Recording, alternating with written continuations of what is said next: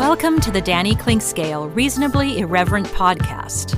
Insightful and witty commentary, probing interviews, and detours from the beaten path. Welcome to Arts and Lifestyle Wednesday, presented by Cinematic Visions. And we've got something a little bit special for you. There's a lot of things going on in my life, as you'll hear right now. So this spot would usually be reserved for reconcilable differences with Danny and Jane. Well, Jane's out of town, and my daughter's coming to town. And that had me going through one of my offices, the one where my bookcases were, and getting that prepared for Cassidy, my oldest daughter, who's going to stay. She lives in the Netherlands now, and her grandmother has passed away. She lived a long and very fruitful life, well into her 90s. And so she is here for that funeral and memorial service and the like. So anyway, I was preparing that room, which has a bed in it, but it also has my two main bookcases. Actually, we have many bookcases throughout the house, but the ones that are sort of reserved for my books are in there. And while I was getting things set in there, I was thinking about the fact that I have actually done a podcast and then a refresher podcast about those bookcases and the treasures that lie within. And as you will hear me lament in the podcast, which I am refreshing here today, but did a couple of years ago. I don't fly as much as I used to, and actually I just did fly and read a couple of books on our vacation to California, but I used to do that far more often. Well, now my reading basically consists of maybe 15 minutes or a half an hour a day before I settle down to an afternoon nap, if that happens, and maybe a little bit here and there. But I did just finish a book called A Conspiracy of Paper, which was an excellent book about basically the first stock market crash per se in the early 1700s in England.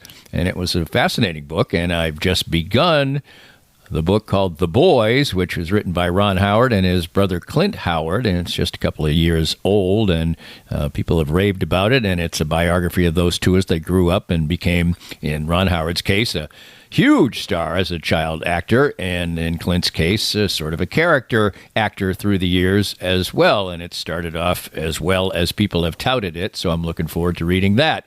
So I was thinking about all that, and I said, well, why don't today I revisit that podcast I did a couple of years ago? Because it basically is a tour of my bookcases and what the various books mean to me. And basically, it was designed to be a motivation for people to maybe revisit their bookcases. Because when I do that, I rediscover books, I see books that I haven't read yet and need to get to, and it brings back memories, and it brings back mileposts, and I've got several books that have things about movies and reviews of movies, and sometimes when I'm about to watch a movie or rewatch a movie, I'll check in with Pauline Kael or one of a variety of people who have reviewed the movies in the past, and there's all kinds of sports books, and, well, there's all kinds of everything in it. And that's why I called this podcast, and we'll call it again today, a bookcase is not just a piece of furniture.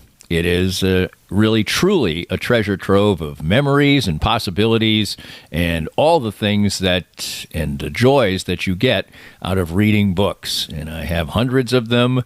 I've read most of the ones already that are in my bookcase in that office, but I haven't read them all. And there's possibilities to read, reread, re-explore, and enjoy. And that's what today's podcast is about on Arts and Lifestyle Wednesday, presented by Cinematic Visions. Come along with me. More of Danny's Reasonably Irreverent podcast after this. Cinematic Visions has been an affordable solution for professional media production in Kansas City since 2003, offering award-winning video production and creation, as well as a wide array of digital and social media management services. From planning, scripting, filming, editing, and post-production, to delivering your product to a watching world, Cinematic Visions will provide professional and affordable services for you and your business with the necessary return on investment to make it all worthwhile. Cinematic Visions' goal is to unlock the power of storytelling through video and a strong online presence for your company. Beyond the numbers, they want to inspire and evoke your clients to feel and act. Let my friends at Cinematic Visions embed your brand where it belongs, in your customers' minds. You can find them online at cinematicvisions.com or with a quick phone call at 816-600-6300. We're here at the 23rd Street Brewery with Matt Llewellyn. And Matt, you've got a great menu. You fine-tuned it a little bit. Great beers. There's always something to be had to put a smile on your face at the 23rd Street Brewery. Oh, you bet. And Brian Haney would always say, come have the Haney turkey stack. Bill Self would say, come have the Bill Self pasta. I would say, come have the Bill Self pasta. It's great. Great mac and cheese, buffalo mac and cheese. And we've got a ton of other menu items that you're sure to love. We've got a great brewer who's brewing great beer. And if you like craft beer, our guy's the way to go.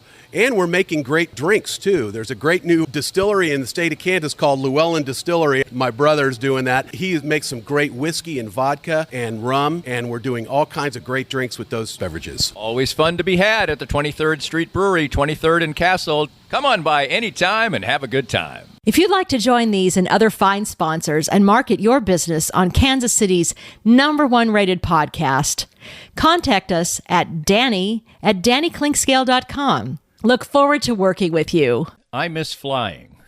And you might wonder why that has anything to do with this particular topic. Well, it directly has something to do with this particular topic.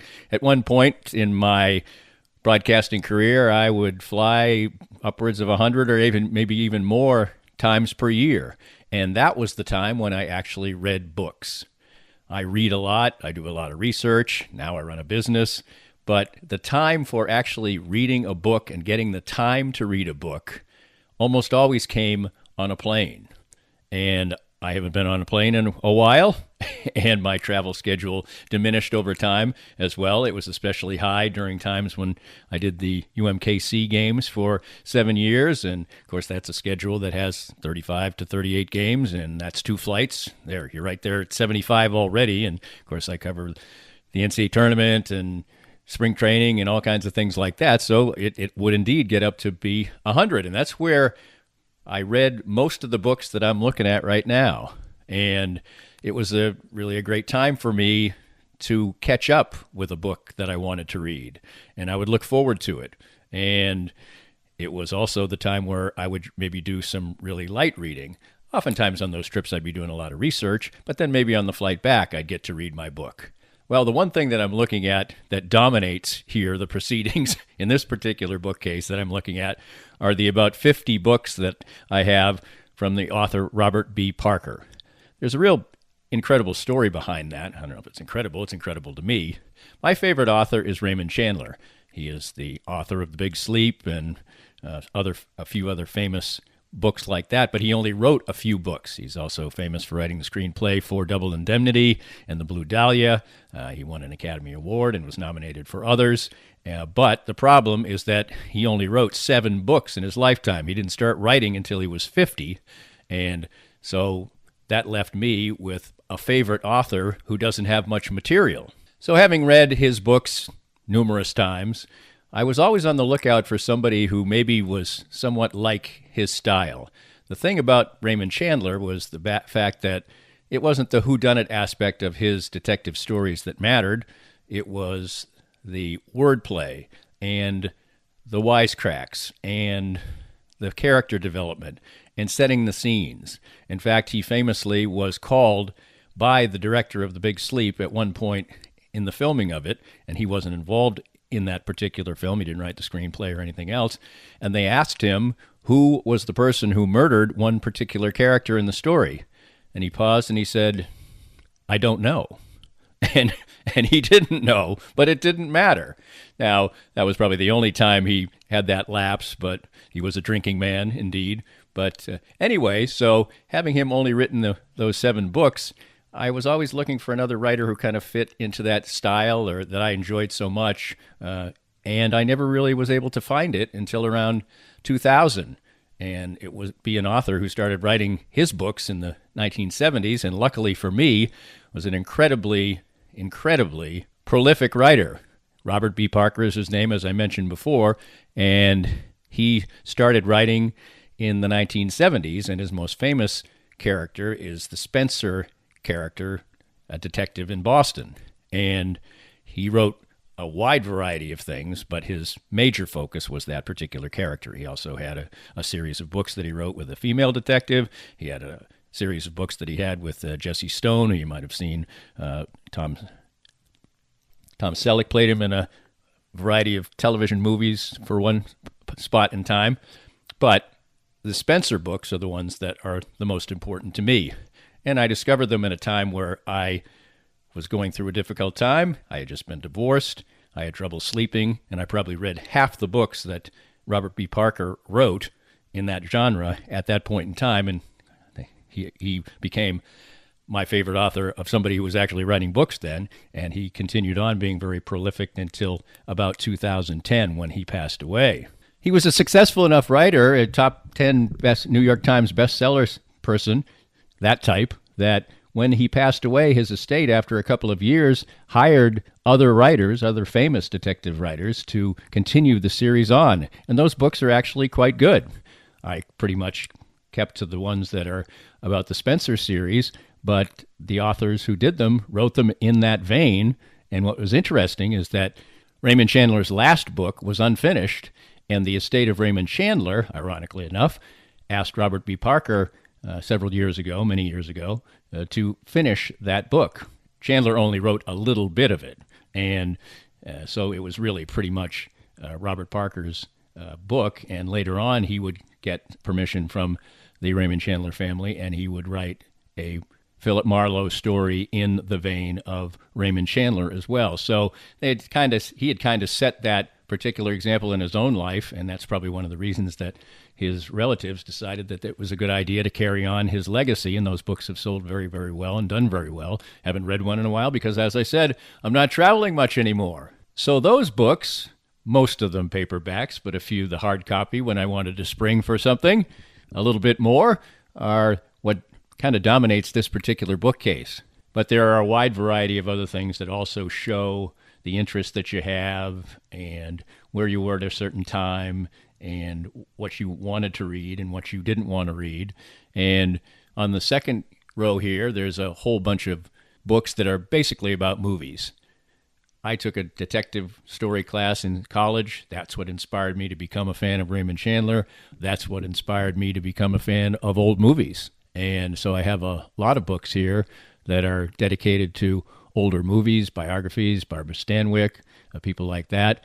I have a couple of books that are collections of the famous movie critic Pauline Kael. What's interesting about that is the fact that Pauline Kael and I really don't see that much eye to eye, and when I read a collection of reviews by her, a collection of essays, often we don't have the same feeling about the movies, that we don't have that in common. But she's such a good writer that it's interesting to read them. One of the books is called 5,000 Nights at the Movies, and it has about 5,000 movies in it. Well, it's about the fact that she wrote about upwards of 5,000 movies, and there's little mini reviews of those in there, and it's a really, really interesting book. I'm looking at another book here called Great TV and Movie Detectives, and that was given to me as a present by one of my best friends, Brian Moylan. And that's another thing that you see when you're looking at your bookcase. You remember how you got the book, how you acquired it, who maybe got it for you. There are some rock autobiographies in front of me as well, one by Bruce Springsteen, one by Peter Townsend. I can highly recommend the Pete Townsend one. It's called Who I Am. I will not be as enthusiastic about the Bruce Springsteen one, which I didn't finish, and I don't know if I ever will finish it. It's good. It's interesting. And if you like Bruce Springsteen and you like him a lot, you probably will like the book a little bit better than me. I am a fan of Bruce Springsteen, but I'm not necessarily a fan of how dense his writing is in this particular book. So that's an interesting one. And I do like reading biographies and autobiographies, and haven't read as many as I would like to, because a lot of times I just wanted to settle in and read myself a nice detective story by Robert Parker. There are a couple subsets here of books that I have a lot of by a particular author. One of those is John Feinstein, the famous sports writer. And, of course, his first famous book was the book about Bob Knight, Season on the Brink, but he has written many, many, many books since then, and I have quite a few of them. And he is a very, very good writer. But his writing is more of a sports writer, weaving tales that are often retold by other people. He's not, to me, the most creative writer in the world, but that doesn't mean that he doesn't write great books. His books are interesting, they're well-researched, he's a fine interviewer, and he brings out the best in the people that he talks to, and it creates really interesting books, from basketball to golf to just about everything else, football. I mean,